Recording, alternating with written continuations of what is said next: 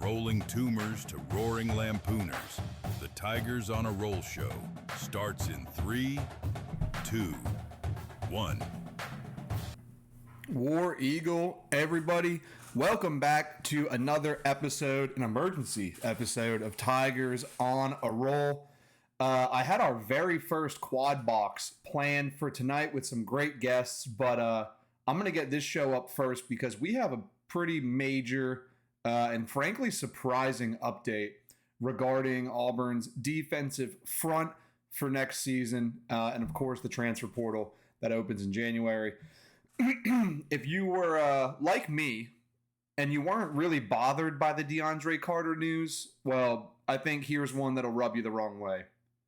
One of Durkin's key guys in the trenches, Malik Blockton, has announced his intention to enter the transfer portal, because of course it's not open right now, which I will preface this again, or not again, but I will preface this about Malik Blockton. He was the second lowest rated non-freshman defensive lineman on the squad, or in the SEC. And as the season went on, his production fell off pretty significantly, especially compared to his own D-line cohort. You had Dallas and Bobby both in the top 15 in terms of their statistical performance and their impact of the game, and you had Malik Blockton down like in the 46-47 range. So it's still notable. It's still notable, and he's still a standout defensive lineman. I mean, like everyone definitely respected him early in the season. He got a lot of run, and he played really well against Georgia. And I think that when the season wrapped up, everyone certainly expected him to be one of the key players on next year's defensive line. A cornerstone, no doubt about it. But you know what? Now he intends to enter the transfer portal. He will have 2 years of eligibility left wherever he ends up going, if he does actually ever leave. And I want to remind you guys, like I did on the Monday show, the portal doesn't open until January 2nd. And just because a player announces an intent to enter, it does not mean that they can't come back. They're not even in the portal yet. And we have seen crazier things happen than guys deciding to stay at Auburn, especially in this new era of college football where you really just have to wave a bunch of greenbacks in front of them, and when they smell the money, they'll stay home. But for the time being, we got to take his word for it. What I think makes this one kind of a head-scratching moment is reading the statements. All these statements that these guys put out, other than when there's obvious discontent with the guy at his school or dissatisfaction with playing time or the coaches that are developing him, those ones are obvious when they leave. But Blockton was like incredibly appreciative of Vontrell, of the brotherhood, obviously felt very blessed, thanked Auburn, thanked the coaching staff, yada, yada, yada. And they believed in him the whole time, obviously. It's disheartening with the way that college football is going right now to see a guy who really was not going against the grain and had no real friction and was going to be a key piece of a defensive line. It's disheartening to have him thank the coaches who were retained on the premise, I'm assuming, on the premise that guys like him would stay if they're retained. It's incredibly disheartening. And in Malik's case, he's an Auburn fan. And according to the statement that he put out to, when he announced his intent, the culture at Auburn checks the box for him. Faith checks the box for him. Proximity to home checks the box for him. Coaching staff loves it, checks the box for him. So there's nothing else to do other than read between the lines. It comes down to the business side of what college football is these days. And I thought this about Crawford as well. If you follow me over on X, you know this. You know I said it this morning, and I've said it when other teams bleed some top talent like this. But it's a leverage play, which is why I'm not super convinced he actually leaves Auburn.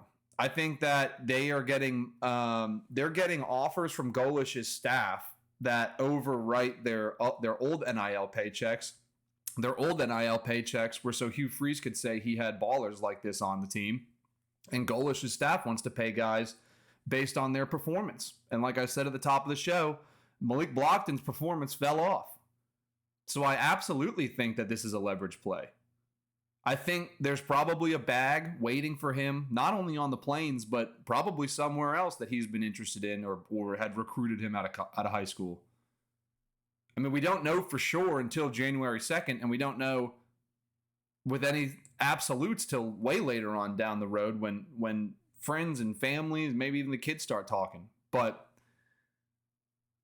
I'll never tell a kid not to take advantage of the monetary benefit that college football can offer them right now. But losing a guy that loves Auburn and was absolutely going to be a keystone of this defensive line next fall, that's a tough pill to swallow. And I'm starting to not, hold my tongue so much because it just is what it is. But guys like this, you're like, what the hell are you doing? What are you doing to your teammates? You have no reason to be leaving Auburn. And then you look across the aisle at the offensive side of the ball, and Auburn scrambling to keep top talent and Cam Coleman and stuff like that. You're setting a terrible example for your teammates in terms of like, well, you know what? Screw the university. Screw what we're building. Screw the new coaching staff. Like, I am just going to go get paid if that's what this is about. And you got guys, that either don't have good guidance, don't have good leadership, don't have anyone in their arena, like a parent that knows what they're up to, usually one that played in the pros, or an experienced agent. You look around and you start seeing these guys dropping out, and you're just like, well, whatever, I'll do that too, because, sinking ships. They're not all captains. They don't have to go down with a sinking ship. But the best thing that he possibly could have done was probably just gone back to the drawing board with Golish,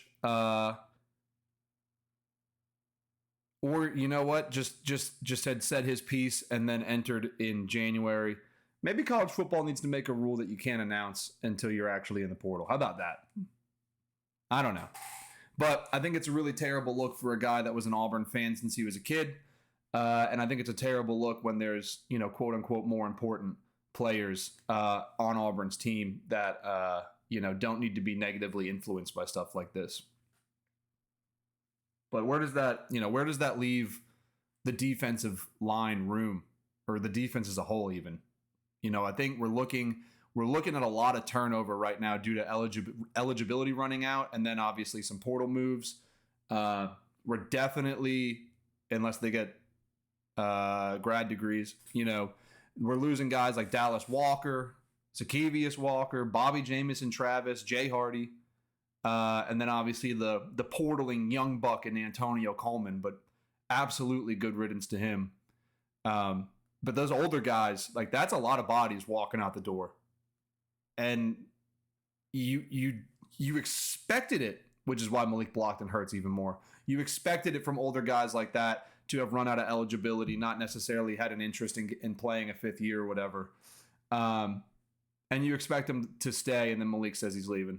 And obviously the coaching staff prepares for everything, but it's probably why you're gonna hear from them, or at least like their demeanor is gonna be more along the lines of the cupboard is not bare. There's a young, talented core defensive lineman out there like Malik Autry, Darian Smith, and they're gonna need to step up and become anchors of this defense, and they're going to need to grow up real fast and become leaders on this defense, because we're losing so many older guys, and then we're losing guys that are the same age as them.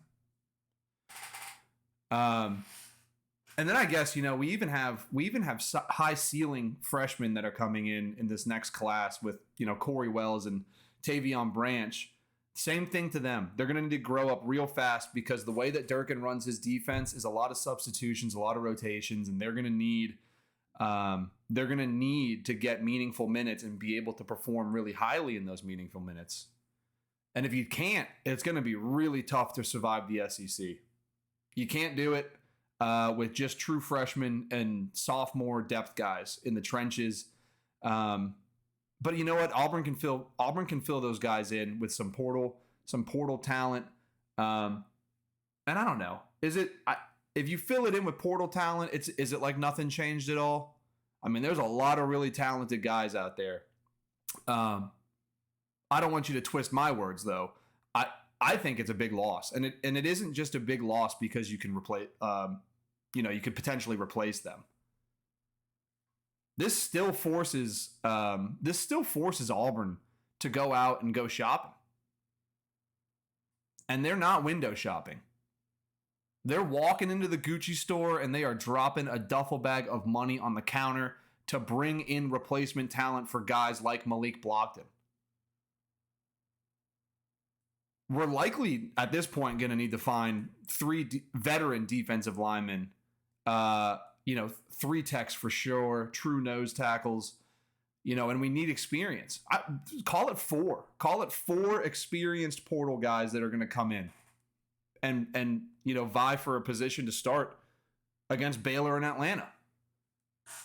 But all those guys they know that they're coming in to do that, and you are scrambling essentially last minute, like a lot of people are right now with Christmas shopping. You're scrambling last minute to buy these up, and the price tag is astronomical, and you're gonna have to pay it. The question is, do you pay that? Do you pay the portal guy who knows that he's coming in to do something specific, or do you pay Malik Blockton what he wants? Do you pay Malik Blockton's premium? I think 100% it is an NIL leverage tactic, and Auburn would rather pay the stopgap guy what he deserves than overpay Malik Blockton based on his performance. But it's a balancing act. And Durkin and Vontrell have their work cut out for them in this portal season with guys like this that they probably didn't expect to leave, announcing that they are intending to. It's a big loss, but it hurts because he was an Auburn guy. It's a big loss, but it's not something that you can't replace. There's plenty of talent in the portal. But again, an Auburn guy, has loved Auburn since he was a kid. Is just nice to retain for the culture, let alone the fact that he might have been starting, or definitely would have been starting next season. And we'll see what they do. And we'll keep a close eye on it. We'll keep a close eye on the portal, of course. Will Malik actually leave? Will the staff convince him to stay? Let me know. Let me know in the comments what you think. Let me know on Twitter. Go check us out on Twitter. X, whatever you call it. Does the Blockton news worry you? Do you think it's a big loss? Do you think it's not a big deal because you can replace him? Do you want to keep him for the culture? Do you want to overpay him for, comparatively less performance? Whatever. What do you think? Let me know. And don't forget to like, share, subscribe. It helps the channel out a bunch. I bring this content to y'all for free for the love of the game. I love talking to y'all. I love making this content, and I really enjoy everyone's comments over here on YouTube and on X. Really, really appreciate it, guys. Would love to keep growing and making sure that we are able to, put these videos out every day. Make it worth it. I appreciate you, as always. War Damn Eagle, and I'll see you.